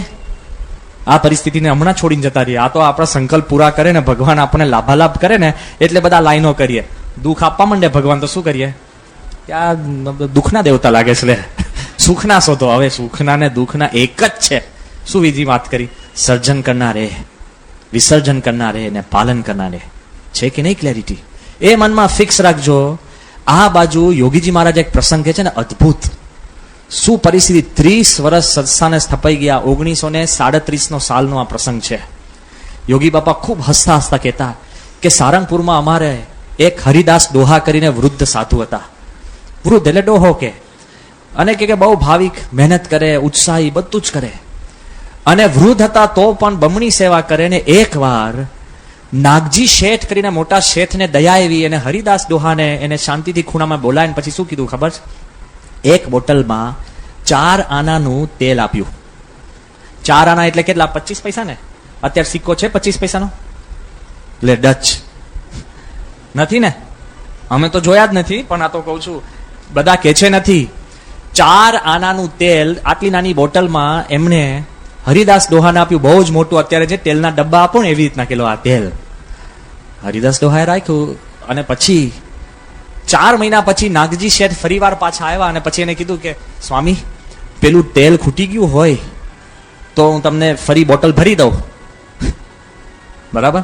પેલા કે ઓહો તમે પેલું તેલ કે આખી બોટલ રેડી પેટી પેક એમને પાછી આપી. પેલા કે સ્વામી કેમ આ તેલ વાપર્યું નહીં? ત્યારે એમને કીધું કે 4 મહિના સુધી સારંગપુરમાં શાક હોય તો વઘાર કરીએ ને. વિચાર કરો. હવે તમે 30 વર્ષ સુધી સારંગપુરમાં આપણને શાક ન હોય, પછી સત્સંગમાં ટકો? હૃદય પર હાથ મૂકીને તમે કહો, દિવ્ય સંકલ્પ ને દિવ્ય શક્તિ વગર શક્ય બને? આપણા પાયામાં દિવ્યતા રહેલી છે. કોઈ દિવસ હવે તમને મનમાં થાય કે કોક જગ્યાએ ગઢડા ગયા હોય, સારંગપુર કે ડાંગરા ગયા હોય અને ખીચડી મળે અને ઘી ના મળે તો ખોટું લાગે? ઇતિહાસ જાણો. આપણા જે સંતો હરિભક્તો જે આમાં ખૂપી ગયા છે, કેવી રીતના સત્સંગ સાચવ્યો જેથી આપણે વારસામાં મળ્યું. અત્યારે જાહો જલાલી ભર જુવાની અને જે સત્સંગની વાહ વાહ થાય અને આપણે એમાં કૂદકા મારીએ, ભાઈ યાદ તો કરો કેવી રીતના દિવસો કાઢ્યા. એ જયારે નાગજી શેઠે જયારે એકદમ દયામણા થઈને જયારે એમણે હરિદાસને પૂછ્યું કે તમે ખાવ છો શું? એ કે સાકરના કટકા. એટલે કે સાકરના કટકા એટલે શું, મને દેખાડો. ત્યારે યોગીજી મહારાજ સમજાવે છે કે સાકરના કટકા એટલે શું, કે અમે આખો દી લાઠી દળ ને આજુબાજુથી છાસ માંગીને લાવીએ, છાસ માંગીને. બાપા કે અને રોટલો જે અમે બાજરો મળે એમાં પથરી જુદી કરવાનો અમારી પાસે અવકાશ નહીં. કારણ કે જો પથરી વીણીએ ને, જો બધા ખ્યાલ રાખજો, જો પથરી વીણીએ ને તો બાજરો અડધો થઈ જાય. બાજરાની ભેડી પથરીઓ દળીએ. સમજાય છે? એટલે ઘરે જઈને તમે જો થાળી ઉલાડો, ઘરવાળાને શાંતિ. કેમ? એમણે પણ એવું ના કરવું જોઈએ અને તમારે ઉલાડવી ના જોઈએ. બાજરાની ભેડી પથરીઓ પણ અમે દળી નાખીએ. હવે સાંભળજો.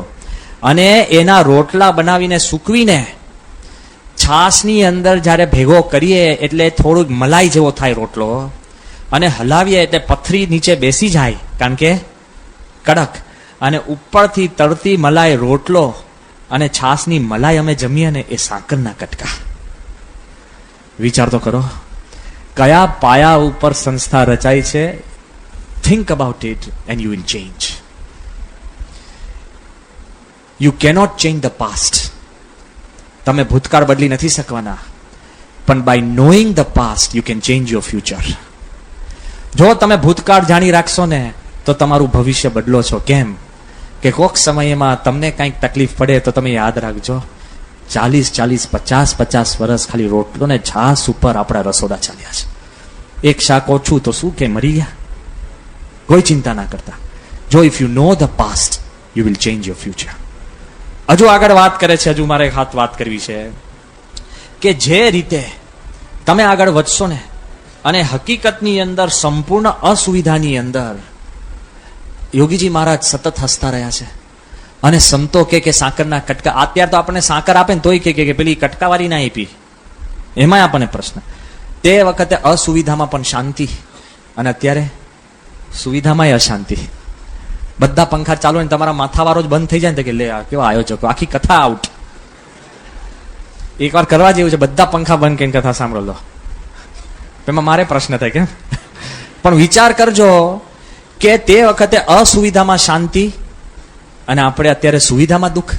ઘણા માણસ છે ને પોતાનું દુઃખ ઉત્પન્ન જ કરતા હોય. એક બહુ જ મોટો પૈસાદાર માણસ રેલવે સ્ટેશન પરથી એ પોતે ટ્રેનમાં ચડ્યો ફર્સ્ટ ક્લાસમાં. એની પત્ની પૈસાદારનો માણસ એટલે સજીને તૈયાર હોય, સોના ઘરેણા આ તે ને ફરના કપડાં પહેર્યા હોય ને મોંઘા કપડાં ને આમ તેમ બેઠા હતા. અને સામે પણ એક ભાઈ બેઠા હતા, 2-3. અને પેલી પત્ની છે ને અમુક વઢકણી હોય, એટલે કાંઈક ને કાંઈક વાંધો કે ખોદે કે આ થાય, બોલ ચાલતું જ હોય બરાબર સતત. અને તે વખતે પેલી બાઈ છે ને આમ બહાર જોયે તો કે જો ને બારે વરસાદ બહુ પડે છે, આ નથી, અહીંયા કાદવ છે, આ સ્ટેશન બરાબર નથી, ટ્રેન દૂર ઊભી રહી. નહીં, ઘણા આપણે આવું જ ચાલતું હોય ટ્રેનમાં. જે વખતે આપણે ટ્રેનમાં બેસે ને આખો રેલવે ડિપાર્ટમેન્ટ આપણો હોય ને એમ સૂચનો શરૂ થઈ જાય.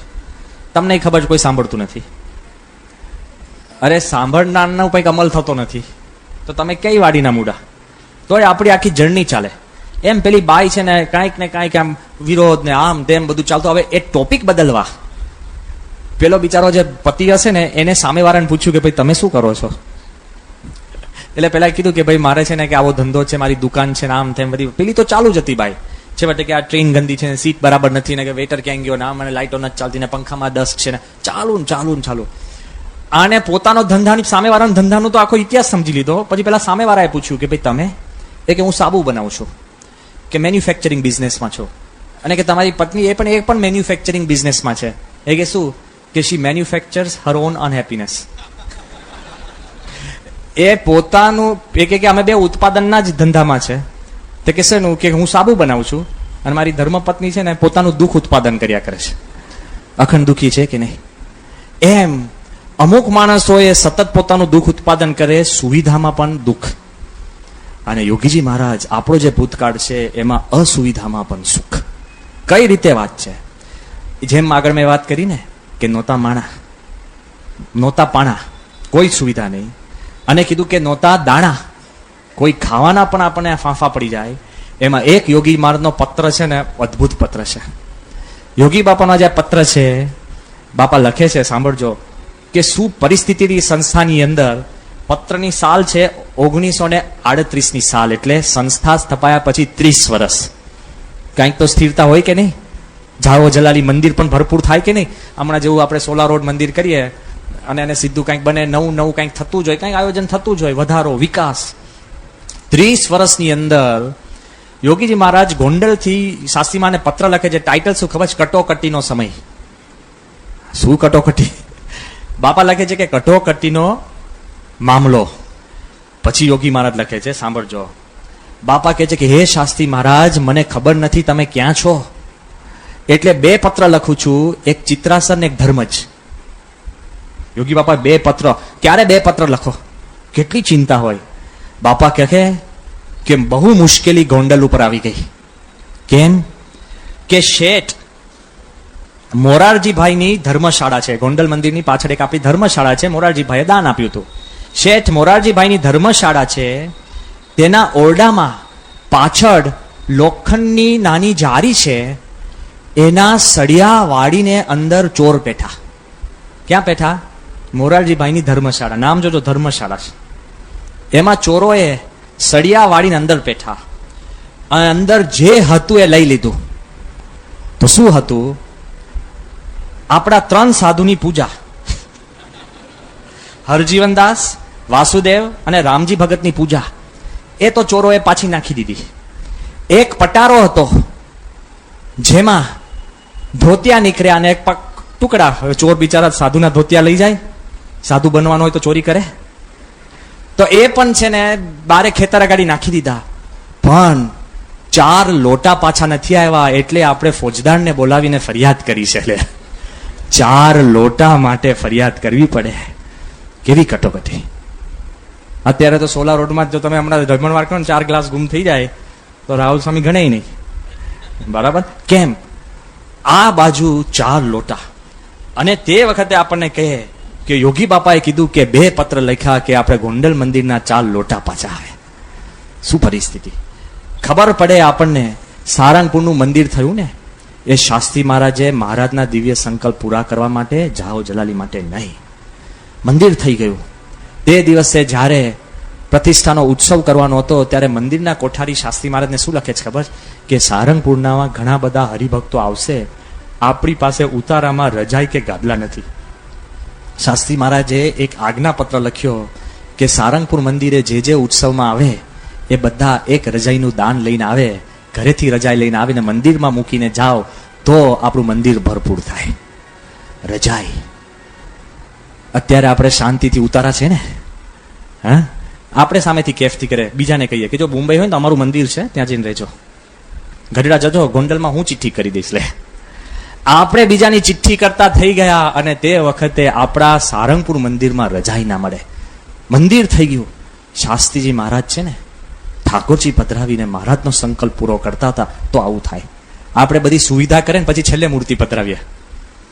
સમજાય છે? શાસ્ત્રી મહારાજનો આખો નેચર જુદો હતો. જબરજસ્ત ભગવત શ્રદ્ધા.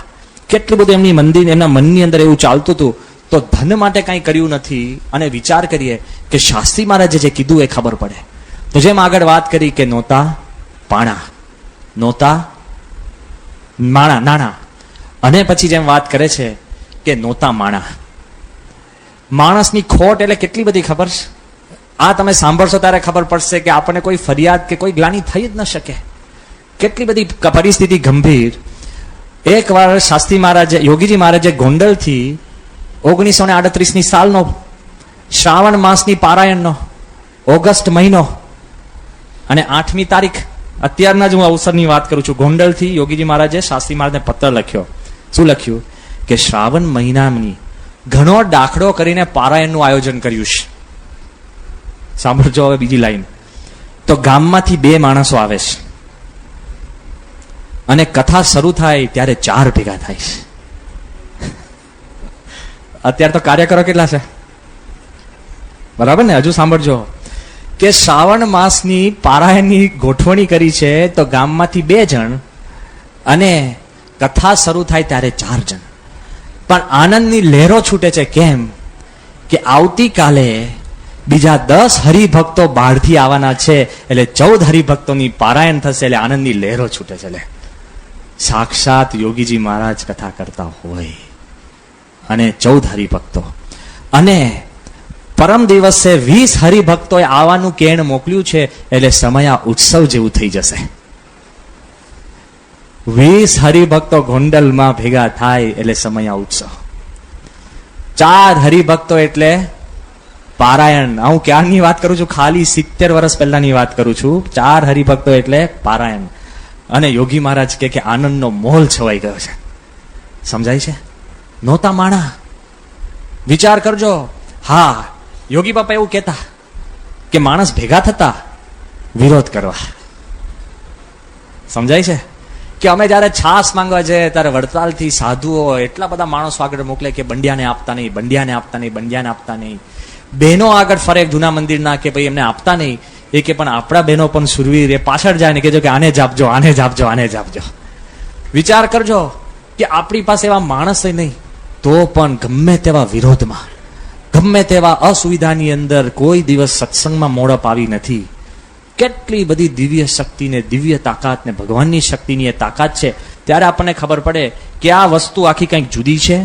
અને એમાં આપણને ખબર પડે શાસ્ત્રી મહારાજને પોતાને પ્રશ્ન કેવો હું કહું છું, જેમ હરિભક્તો ઓછા ને એમ સંતો પણ એકદમ ઓછા. એકવાર સારંગપુરના હરિકૃષ્ણ સ્વામી એ શાસ્ત્રી મહારાજને પત્ર લખે છે. આ સાંભળવા જેવો છે. 37મી સાલનો ઇતિહાસ છે. શું લખે છે? કે મારે 10 મોરચે લડવું પડે છે. ઘણી વાર તમને 10 કામ આપે ને તો કોઈ દિવસ ના પાડતા નહીં. તો સ્વામી મને આ 2 કામ, ત્રીજું કેમ? કરજો. બી સે યસ. ના પાડવી બહુ સહેલી છે, હા પાડવી અઘરી છે. કોઈ તમને કહે કે હિમાલય ચડી શકો? ના, બહુ સહેલી વાત છે. પછી તો ગોદડું ઓડીને સુઈ જવાનું છે ને. હા પાડીને એટલે 10 વર્ષની ટ્રેનિંગ. બરાબર ને? લિફ્ટ બંધ, ઠંડા પાણીએ સ્નાન. હા પાડવી હિંમત જોઈએ. કોઈ કે ભગવાન છે?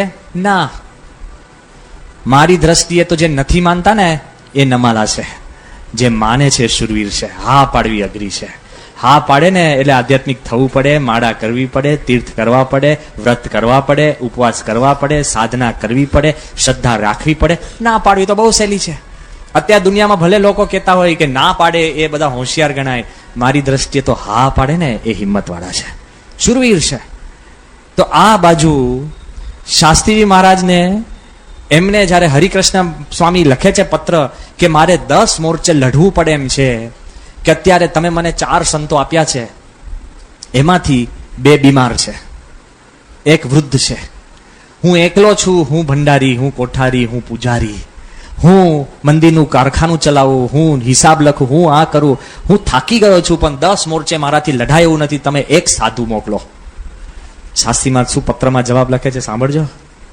શાસ્ત્રી મહારાજ જવાબ લખે છે. શાસ્ત્રી મહારાજ કે તમારી વાત સાચી. સ્વામી કે અત્યારે મારે તમને સાધુ મોકલવો હોય તો ગોંડલથી મોકલવો પડે, પણ એ સાધુને ગોંડલથી મોકલવા માટેની જોડ આપણી પાસે નથી. સાધુની જોડ નહીં.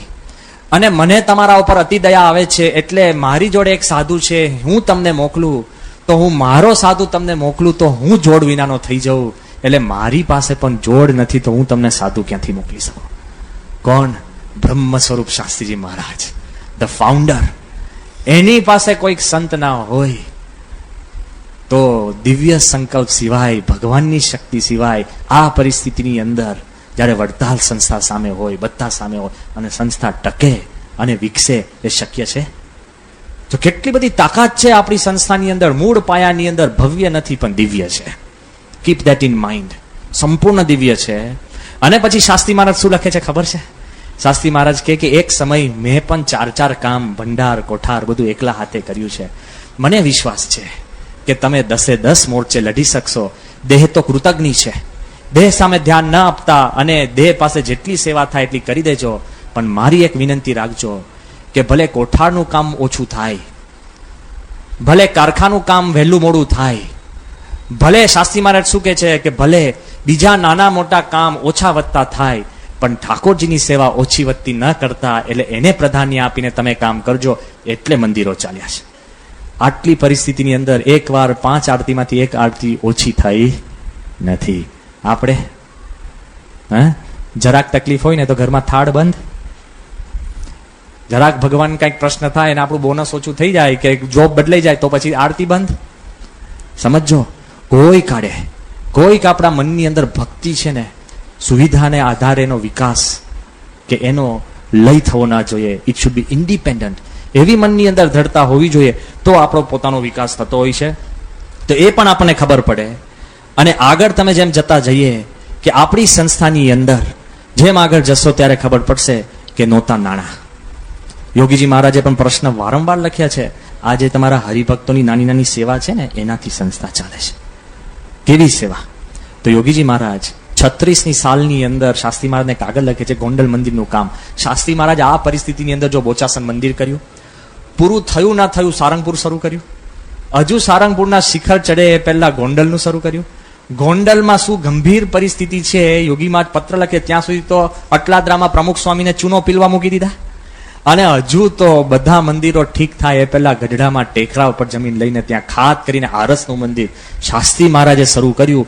બીજો કોઈ કરે નહીં. જો ભક્તિ કેટલી હશે. ગોંડલમાં મંદિર ચાલતું હતું અને યોગીજી મહારાજ પત્ર લખે છે, સાંભળો હજુ. બાપા 36ની સાલનો પત્ર છે. બાપા શું લખે છે? યોગી બાપા પોષ મહિનાનો પત્ર છે. બાપા લખે છે કે ખરેખરી કસણી થાય છે. સાંભળજો કે માણસનો પગાર જેમ તેમ કરીને ચૂકવો પડે છે. આ મહિનાનો પગાર 335 રૂપિયા થયા. કોનો? મજૂરોનો પગાર. કેટલા રૂપિયા અશોકભાઈ? 335 રૂપિયા. અને એ તો રાજકોટથી એક હરિભક્ત આવ્યા, એને 161 એની પાસે લીધા. અને એક સોલિસિટર સાહેબ આવ્યા, એને બહુ કરગર્યા, ત્યારે 151 આપ્યા. અને માંડ આ 335 રૂપિયાનો પગાર ચૂકવ્યો છે. પણ પોષ મહિનાનો તો બાકી છે. માગસરનો પગાર ચૂકવાયો, પોષ મહિનાનો તો ચડી જ ગયો છે. સખત ઉઘરાણી થાય છે, મન મૂંઝાય છે.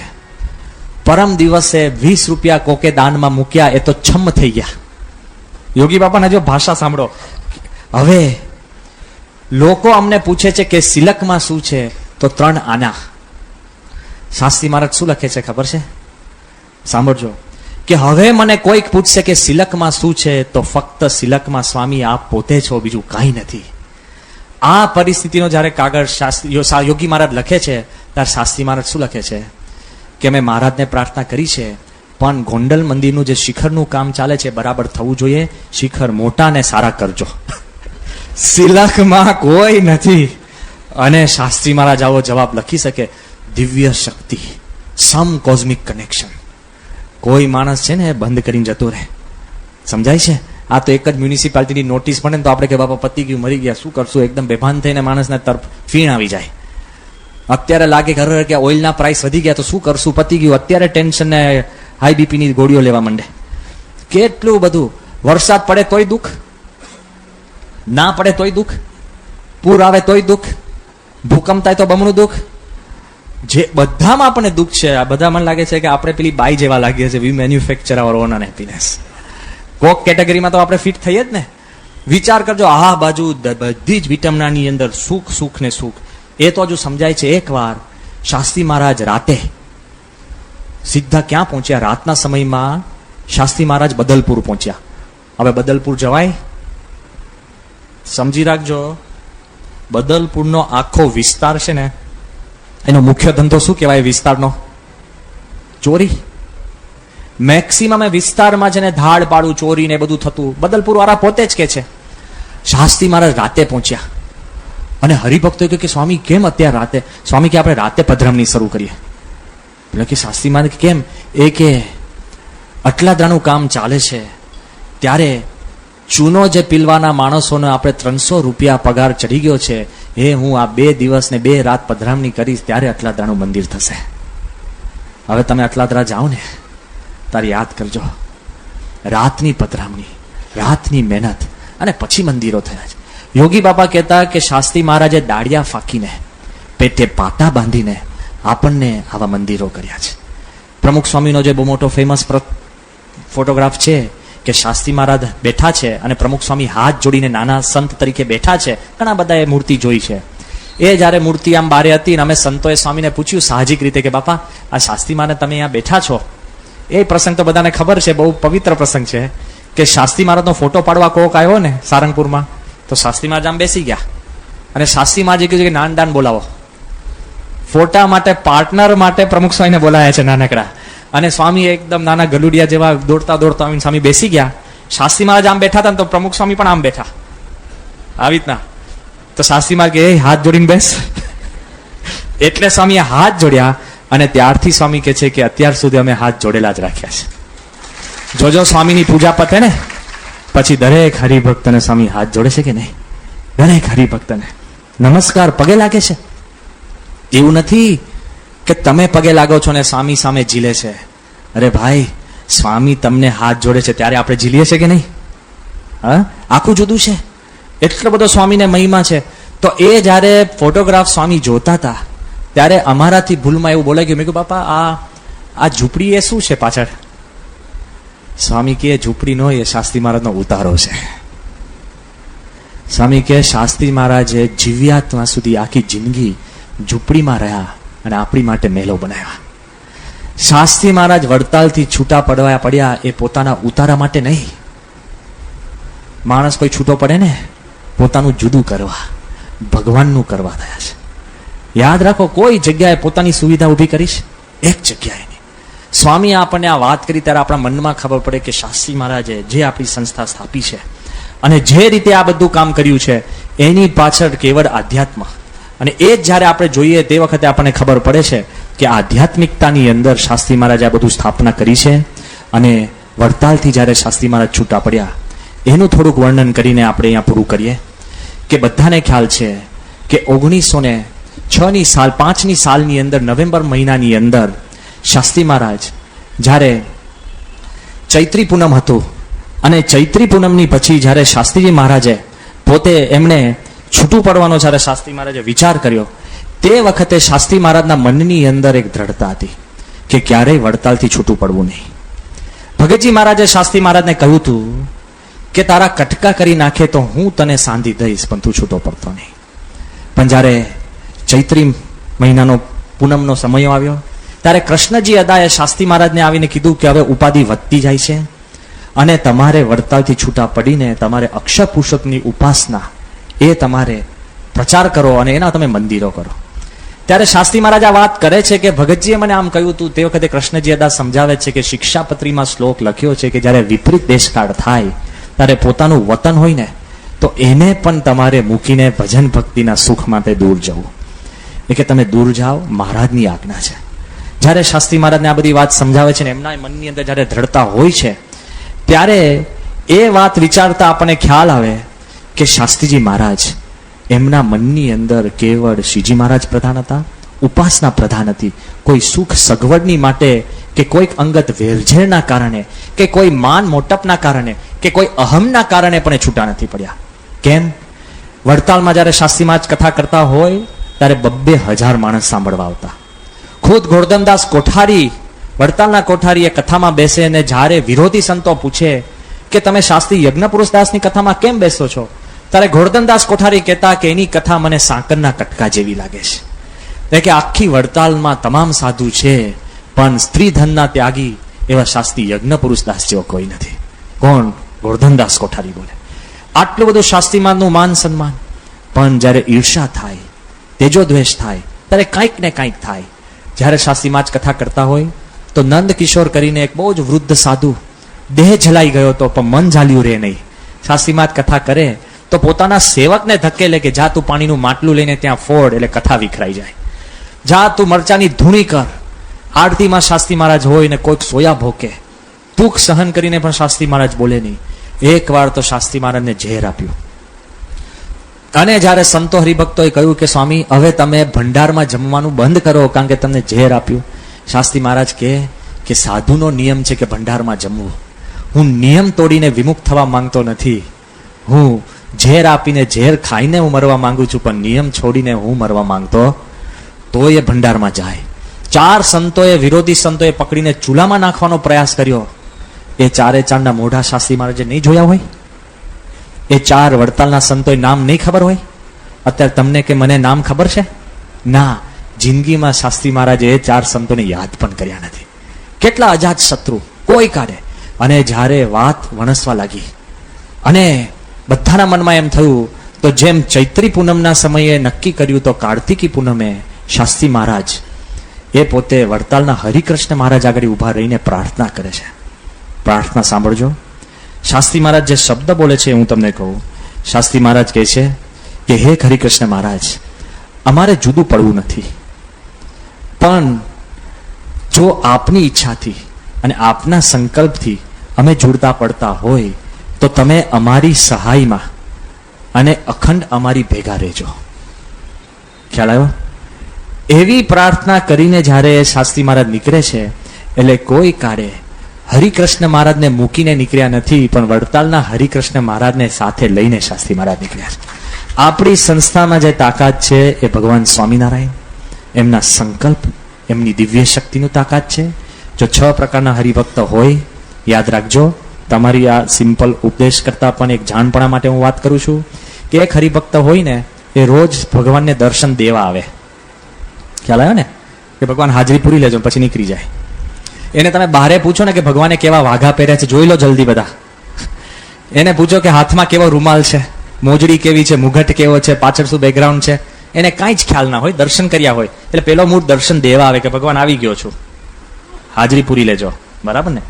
બીજા હરિભક્ત છે કે ભગવાનના દર્શન કરવા આવે, કે બહારે જાય ને તો બધું જ એને યાદ હોય કે કેવી મૂર્તિ, કેવા વાઘા, બધું નિરીક્ષણ શાંતિથી કરે. કરી લેજો, પૂછવાનો નથી. પણ ત્રીજા હરિભક્ત કેવા છે ખબર છે? પેલો ભગવાનની મૂર્તિ બધું યાદ રાખીને જાય, પણ એ ખાલી વાઘા અને વસ્ત્ર યાદ રાખીને જાય, પણ ભગવાનની મૂર્તિ જોડે વાત ના કરે. ત્રીજા હરિભક્ત છે ને એ ખાલી આને આરસ ન સમજે, ઊભા રહીને એના પ્રશ્નની વાત મૂર્તિને કરે. તમે યાદ કરજો તમે શેમાં આવો છો? હજુ તો 6 પ્રકારના હરિભક્ત છે. એક દર્શન દેવા આવીને જતા રહે, એક મૂર્તિનું વર્ણન યાદ રાખીને જાય દર્શન કરીને, ત્રીજા છે મૂર્તિ સાથે વાતો કરે. પણ એ કેવા હોય ખબર છે? મૂર્તિ જોડે વાત કરે, શોપિંગ લિસ્ટ આપી દે, ભગવાન આ નથી ને તે નથી ને આમ કર્યું તોય નથી, ઘરે જઉં છું ને આવું ના આવું, એમાં છોકરો નથી માનતો ના, અંતે લાંબી વાત કરીને જતા રહે. પણ ભગવાનની વાત સાંભળવા ના ઉભા રહે, શોપિંગ લિસ્ટ આપીને જતા રહે કે આટલું કરી નાખજો. પણ ચોથા હરિભક્ત છે એ ભગવાન જોડે વાત કરે ને ભગવાનને વાત સાંભળીને આવે. ભગવાન વાત કરે છે, હા, શંકા ના રાખતા. યોગી બાપા ગોંડલમાં ઘનશ્યામ મહારાજ જોડે રોજ વાતો કરે અને સંતોએ કીધું કે બાપા તમે ઘનશ્યામ મહારાજ જોડે રોજ વાતો કરો છો તો ઘનશ્યામ મહારાજ તમારા જોડે જવાબ આપે છે? બાપા કે આપે છે ને. તો કે બાપા ઘનશ્યામ મહારાજ તમને જવાબ આપે, અમને કેમ નથી સંભળાતું? બાપા કે ગુરુ એ તો ટેલિફોન જેવું હોય, જેની પાસે રિસીવર હોય ને એને જ સામેવાળાનું સંભળાય. જો સંભળાય છે, તમે ભગવાનની મૂર્તિ આગળ ઉભા રહો ને દિલ ખોલીને ઉભા રહો તો ભગવાન વાત કરશે. પણ 5મા હરિભક્ત હોય ને એ ભગવાન પાસે છે ને પોતાનું મન મૂકીને જાય. ભલે જ્યાં હોય, કરતા હોય, ઘરે હોય, ગમે ત્યાં હોય, પણ એનું મન ભગવાનની પાસે હોય એવા હરિભક્ત હોય. પણ 6ઠ્ઠા કેવા જ ખબર છે? ભગવાનની મૂર્તિ ભેગા લઈને જાય, ધંધો કરે, બહારે જાય, ગમે ત્યાં જાય, ભગવાનની મૂર્તિ એની ભેગી અખંડ હોય. આ અચલ મૂર્તિ નથી, ચલ મૂર્તિ છે ભાઈ. તમે એને કહેશો તો તમારી ભેગી અખંડ ફરશે. એમ શાસ્ત્રી મહારાજ વડતાલના હરિકૃષ્ણ મહારાજને ભેગા લઈને નીકળ્યા છે. એ પ્રતાપે આપણી સંસ્થાનો આટલો જબરજસ્ત વિકાસ છે. ભગવાનની તાકાત છે, દિવ્ય શક્તિ છે. અને એટલું યાદ રાખજો કે કોઈ કાળે આવતીકાલે જે આપણે વાત કરવાની છે એ આપણી સંસ્થાનો વર્તમાન કાળ. યાદ રાખજો કે જે જ્યારે શાસ્ત્રી મહારાજ ધામમાં જવાની એની પર હતા ત્યારે ભલભલા જૂના મંદિરના માણસો બધા કહેતા કે યજ્ઞ પુરુષ છે ત્યાં સુધી બધું ચાલ્યું, ભાઈ યોગીજી મહારાજ શું કરશે? પ્રમુખ સ્વામીનું તે વખતે તો નામ નિશાન નહોતું, બધાના મનમાં હતું શાસ્ત્રી મહારાજે કીધું હતું કે જ્યારે હું પ્રમુખ સ્વામી મહારાજને પ્રમુખ બનાવું છું ત્યારે 50 વર્ષ સુધી હું સંસ્થાના પાયા પાતાળમાં નાખીને જાઉં છું. શાસ્ત્રી મહારાજે કીધું કે મેં એક કાર્ય એવું નથી કર્યું એના પરથી મને પસ્તાવો થયો હોય. શાસ્ત્રી મહારાજે કીધું હતું કે હું જોઉં છું, તમને મનાતું નથી, તમને દેખાતું નથી. બેવ સંસ્થા કરતા આપણી સંસ્થાનો વિકાસ મોટો અને જગ જાહેર થશે. દેખાય છે કે નહીં? બધું શાસ્ત્રી મહારાજના શબ્દ છે. પણ શાસ્ત્રી મહારાજ પછી જ્યારે યોગીજી મહારાજ આવ્યા, કાલે આપણે જોઈશું, બધાને એમ હતું કે શાસ્ત્રી મહારાજે મંદિરો કર્યા, પણ યોગીજી મહારાજે એ મંદિરો છે ને માણસોથી ભરપૂર કર્યા. બાળ યુવક મંડળને શું ને શું કર્યું. શાસ્ત્રી મહારાજના વખતમાં ખૂણે ખાંચડે વિરોધ થતો હતો.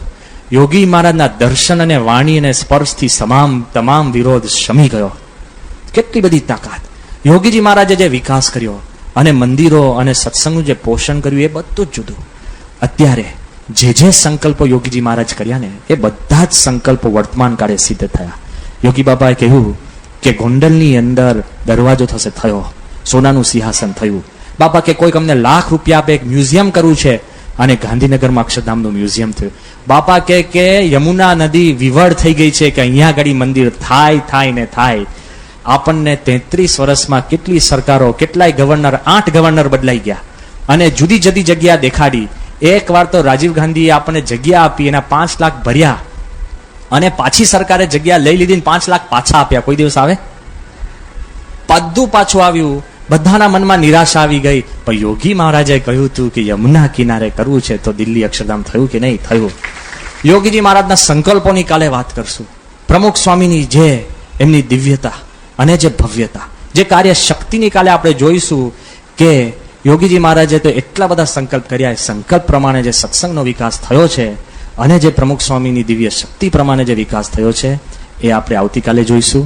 અને પરમ દિવસે આપણી સંસ્થા 50 વર્ષ પછી કેવી સભા થતી હશે, કેવી ઘર સભા થતી હશે, કેવી પૂજા થતી હશે. જે દુનિયાની અંદર જે વિકાસ થતો હશે એમાં તમે અને તમારા સંતાનો કેવી રીતે જીવતા હશો. કારણ કે યાવત ચંદ્ર દીવા કરો ત્યાં સુધી આપણી સંસ્થા રહેશે. તો ફરીવાર આજના દિવસે, આ પહેલા દિવસે આપણે આભાર વૃત્તિથી આ દિવસ પૂર્ણ કરીએ છીએ કે પ્રથમ દિવસે આપણે ભગવાન સ્વામિનારાયણનો આભાર માનીએ કે એ પૃથ્વી પર આવ્યા તો આપણી BAPS સ્વામિનારાયણ સંસ્થા થઈ શકી. બીજો આભાર આપણે માનીએ છીએ કે ગુણાતીતાનંદ સ્વામીનો, કારણ કે અક્ષર છે તો અક્ષર પુરુષોત્તમ થઈ શકે ને. ત્રીજો આપણે આભાર માનીએ છીએ ભગતજી મહારાજનો કે એમણે જે અક્ષર પુરુષોત્તમનું જ્ઞાન, એ જાય છે અક્ષર છે, જુએ છે અક્ષર છે, બેઠું છે અક્ષર છે, એ અક્ષર પુરુષોત્તમનું જ્ઞાન જે ભગતજી મહારાજે એ પેસિવલી જે પકડી રાખીને શાસ્ત્રી મહારાજને આપ્યું, એ ભગતજી મહારાજનો આપણે આભાર માનીએ છીએ. સૌથી વધારે આભાર આપણે શાસ્ત્રી મહારાજનો માનીએ છીએ, કારણ કે જે ખૂણ્યું જ્ઞાન અક્ષર પુરુષોત્તમનું હતું તેને જાહેર ચોકમાં મૂકીને મૂર્તિમાન કરી દીધું, જેથી BAPS સંસ્થા સ્થપાઈ. યોગીજી મહારાજનો આભાર માનીએ છીએ કે જે સંસ્થા આપણને પોષણ કરીને છેક સુધી પહોંચાડી.